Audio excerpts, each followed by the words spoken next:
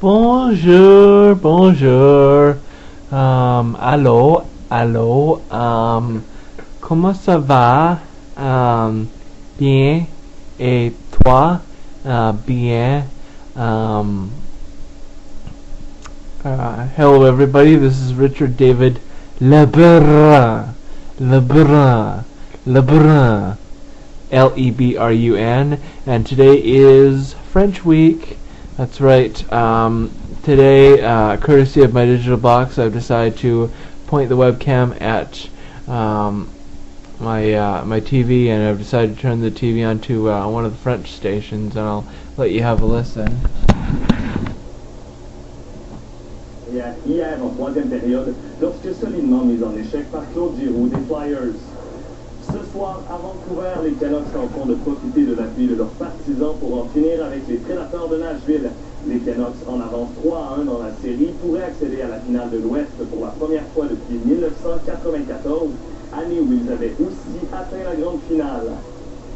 Tennis, Novak Djokovic et Rafael Nadal croiseront le fer en finale du Masters de Madrid demain.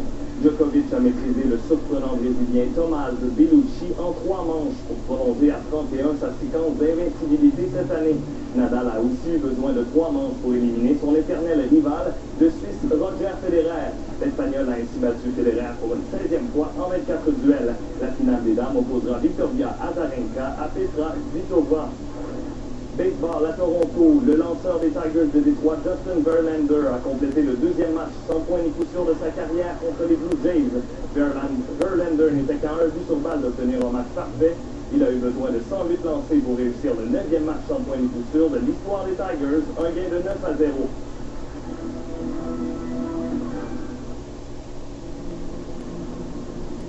Son design nous a été inspiré par le mouvement de l'archer au moment de décocher.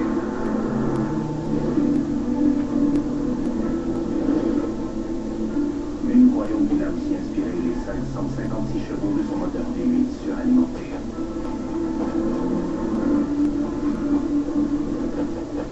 Voici le coupé CTSV de Cadillac. Plus Cadillac que jamais. Bonsoir. Avec le retour du beau temps, le pire est peut-être passé pour les municipalités inondées du Québec. En Montérégie, le niveau d'eau de la rivière Richelieu a légèrement baissé pour la première fois depuis 2 semaines. Les nouvelles sont aussi encourageantes du côté de la Gaspésie, où l'eau se résorbe tranquillement. La situation se stabilise en Mauricie, mais le niveau de la rivière du Loup et de la Saint-Pierre demeure inquiétant. La Croix-Rouge a mis en place un fonds spécial pour venir en aide aux sinistrés. À Washington, le Pentagone a rendu public 5 vidéos saisies dans le repère d'Oussama Ben Laden au Pakistan. Une des vidéos montre l'ex-chef d'Al-Qaïda en train de se regarder lui-même à la télévision. Sur une autre, on le voit préparer un message destiné aux États-Unis. Ces vidéos ont été saisies lors du raid du commando américain qui a abattu Ben Laden dimanche dernier au Pakistan. Les États-Unis ont marqué la trame sonore des documents. La nouvelle députée de Berthier-Massignanger, Ruth Ellen Grosso, a donné signe de vie pour la première fois depuis les élections. Dans un entretien téléphonique à un quotidien de Trois-Rivières, Mme Grosso a dit avoir hâte d'exercer ses nouvelles fonctions. Elle admet qu'il faut améliorer son français et qu'elle a l'intention de devenir bilingue.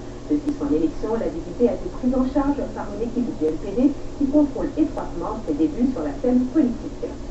Voilà, et pour plus de détails sur vos nouvelles, rendez-vous sur le site internet de Radio-Canada.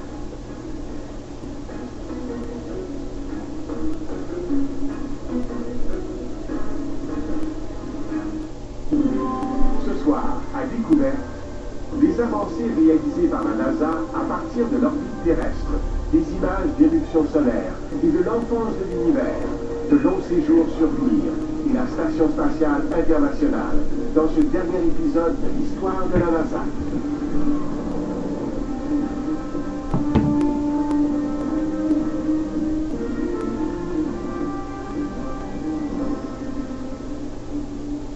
Bonsoir, bienvenue à Découverte. Après avoir conquis la Lune, la NASA s'est donné de nouveaux défis, et cette fois en banlieue de la Terre. Ça a donné lieu à des progrès remarquables en médecine de l'espace grâce au vol de longue durée, en astronomie avec le télescope spatial Hubble et en technologie, menant à la construction de la Station spatiale internationale. Des jalons essentiels qui pourraient mener à des missions vers la planète Mars. C'est l'histoire que nous vous racontons ce soir.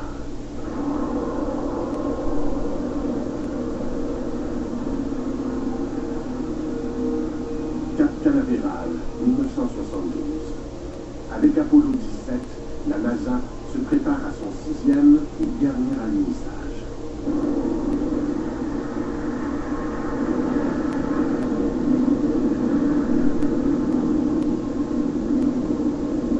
Au terme d'une première décennie, la NASA est reconnue dans le monde entier. Elle a transporté les humains jusqu'à la Lune et elle les a ramenés.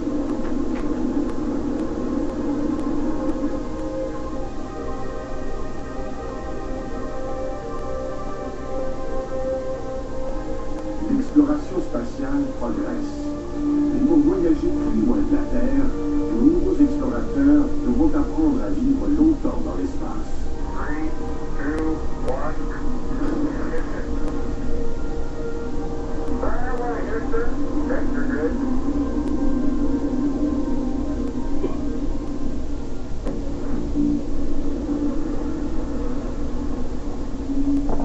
Pour expérimenter de plus longs vols spatiaux, la NASA doit mettre en orbite un lieu habitable. En quête de matériel, elle regarde d'abord dans ses propres ateliers. La NASA va adapter une section de la plus grande fusée jamais construite, celle du programme Apollo. Le vaisseau spatial va devenir un laboratoire pour les humains qui vivront en orbite. Le véhicule a été fabriqué à partir du 3e étage du système propulseur de la Saturne.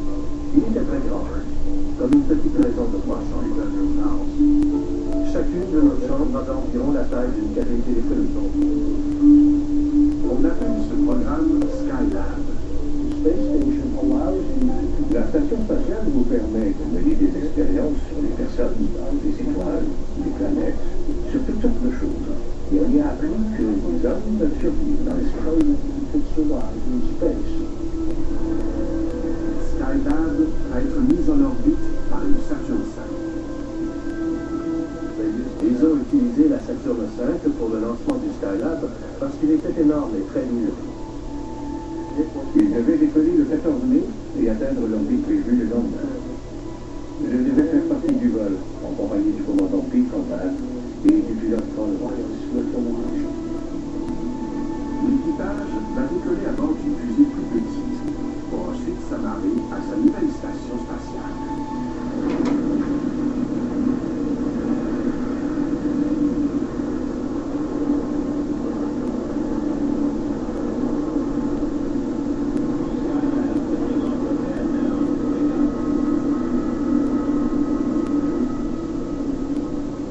La Saturn V non habitée, qui emporte Skylab, décolle d'abord. On a regardé le lancement du Skylab du toit d'un immeuble à Cap Canaveral et tout s'est très bien passé. Et en rentrant à la maison, on a entendu les premiers indices à la radio que quelque chose n'allait pas. On a dit qu'un choc gravitationnel s'était produit au lancement et qu'on ignorait pourquoi. Les contrôleurs de vol, ici, à la NASA, doutent que les panneaux solaires principaux se soient déployés. Le premier panneau solaire ne produisait rien du tout. Et le deuxième indiquait une puissance très faible. Mais en plus, on décèle un problème encore plus grave à bord du Skylab inhabité. La température intérieure a commencé à grimper. Et quelqu'un en a déduit qu'il y avait probablement une déchirure du bouclier thermique. Sans ce bouclier thermique, les rayons du soleil vont rapidement transformer Skylab en fournaise. Nous avions donc une machine sur la bonne orbite, mais elle manquait gravement d'énergie et elle surchauffait. La première réaction a été « c'est une catastrophe, qu'est-ce qu'on va faire ?» Et 5 minutes plus tard, on a dit « Hey, nous sommes des ingénieurs, voyons ce qu'on peut faire. » Le problème le plus urgent est la chaleur du soleil. Les ingénieurs les plus chevronnés délaissent la haute technologie et ils optent pour la solution la plus simple. Les couturières fabriquent un parasol géant qui sera maintenu en place par des tiges. Après un délai de 10 jours, Kerwin, Conrad et White ont une nouvelle mission. Ils vont devenir les premiers réparateurs de l'espace. T-minus 7, 6, 5, 4, 3,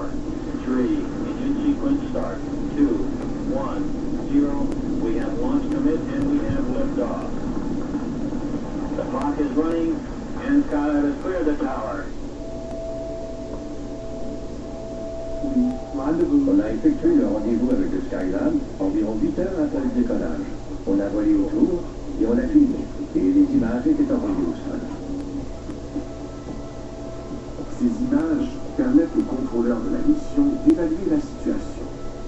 C'est la première fois qu'ils voient clairement les dommages subis par la station spatiale.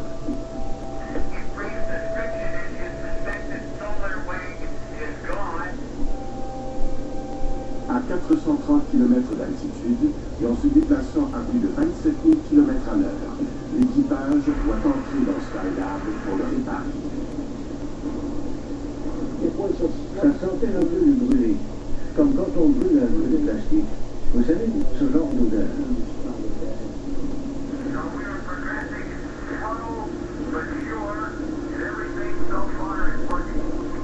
À l'intérieur du Skylab surchauffé, les astronautes se préparent à installer le parasol qui va rafraîchir la station spatiale.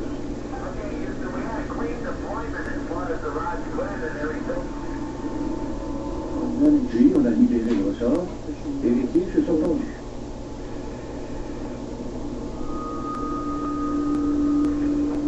Et 3 jours plus tard, la température avait descendu à 25 degrés Celsius.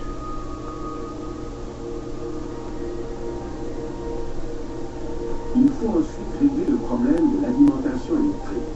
Un panneau solaire a été coincé lors du lancement et il ne peut plus se déployer. Sans une réparation rapide, Skylab n'a aucun avenir. On ne pouvait pas s'agripper, se caler les pieds. On n'avait aucun éclairage, rien. Mais on devait trouver un moyen. Sur Terre, dans une piscine d'entraînement, une équipe travaille sur un modèle grandeur nature du Skylab. On trouve une solution inédite. Okay, Houston, we're out there. We have the brilliant sight. Le panneau solaire est coincé par un petit morceau de métal. S'ils peuvent le couper, le panneau solaire devrait se déplier et produire de l'électricité. There looks like enough room to get the cutter, and I'm trying to help Jim stabilize. Just take it easy. À l'aide de notre petite aluminium de 8 mètres, au bout de laquelle on avait placé les cisailles, on est parvenu à pincer le morceau d'aluminium qui retenait l'ensemble.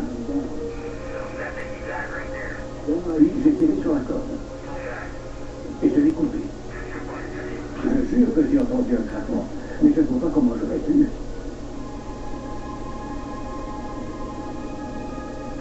On l'a fait. On a sauvé Skylab. Et ça a été l'un des plus grands spectacles de ma vie. Le panneau s'est déployé complètement à 90 degrés. Et les panneaux solaires commençaient à sortir alors que le soleil réchauffait déjà.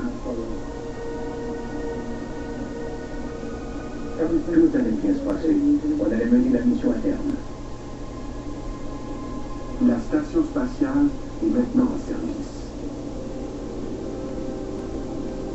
Pendant les 8 mois suivants, Skylab héberge 3 équipages qui établissent des records de durée pour les astronautes qui vivent et travaillent dans l'espace. On volait d'un but à l'autre en comptant nos culbutes entre les deux. Oh oui, on a eu beaucoup de plaisir là-haut, à flotter, à jouer à Putopal, à découvrir les merveilles de la pesanteur. Les équipages de Skylab exécutent 3000 heures d'expérience scientifique en apesanteur. Ils transforment aussi notre compréhension du Soleil avec leur premier cliché des éruptions solaires. On a fourni à la communauté de la physique solaire 1000 fois plus de données que tout ce qu'elle avait recueilli avant.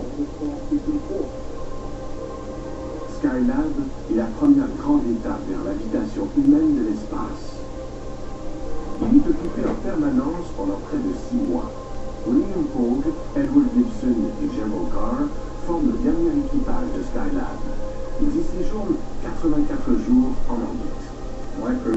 Mon équipage devait faire 1h30 d'exercice tous les jours. Et au retour, quand ils nous ont évalués, ils ont dit « Vous semblez en meilleur ».